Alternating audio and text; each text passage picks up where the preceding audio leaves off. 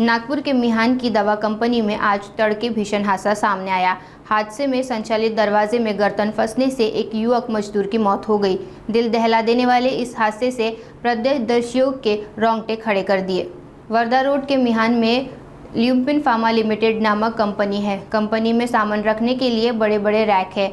उसके दरवाजे संचालित है जो दोनों ओर से खुलते और बंद होते हैं। बुधवार तड़के करीब 4 बजे के दौरान 26 साल के सफाई कर्मी कृष्ण अभिषेक बेंद्रे ने बटन दबाकर रैक का दरवाज़ा खोला। रैक की साफ सफाई करते वक्त अचानक संचालित दरवाज़ा बंद हो गया। इससे कृष्णा की गर्दन संचालित दरवाजे के बीच फंस गई। सिर बाहर और धड़ भीतर रह गया था। गर्दन फंसने से सिर बुरी तरह से चकनाचूर हो गया। हादसे के बाद कड़ी मशक्कत से दरवाज़ा खोला गया। गंभीर हालत में कृष्णा को एम्स में ले जाया गया, जहां पर उसकी मौत की पुष्टि की गई। कृष्णा करीब 2 वर्ष से कंपनी में काम कर रहा था। मैन पावर सप्लाई करने वाली निजी कंपनी की तरफ से उसे भेजा गया था। नमस्कार, मी PI नितीन मगर सोनेगाव.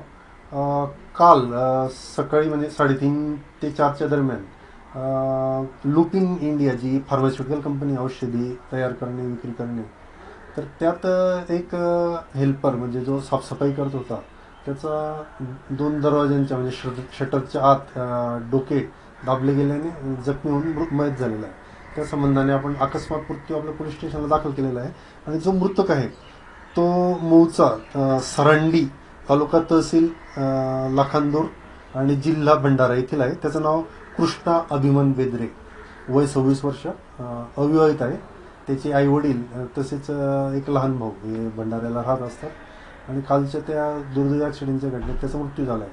आपण सध्या अकस्मात मृत्यू जरी दाखल केला असला तरी नातेवाईकांनी याबाबत काही संशय व्यक्त केल्यास किंवा त्यांनी तक्रार दिल्यास आपण त्या संबंधाने गुन्हा संबंधित एजन्सीवर दाखल करू शकतो.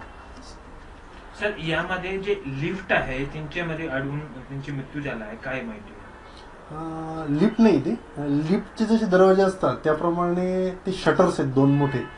लिफ्टच्या जवळ 7-8 फूट उंच इतके आणि त्याला ट्रॉलीज वगैरे जोडलेले असतात, म्हणजे जे औषधीचे खोके वगैरे औषधी ठेवण्यासाठी वापरात येतात.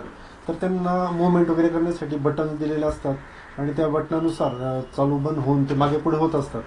तर हे बटन चालू राहून त्याची मान पुढे आली आणि शरीर मागे राहिल्याने त्याच्याही ते लक्षात आलेलं नाही आणि त्या दरम्यान अपघातात त्याचे डोके त्या दोन्ही शटलच्या मध्ये दाबले गेलेले होते.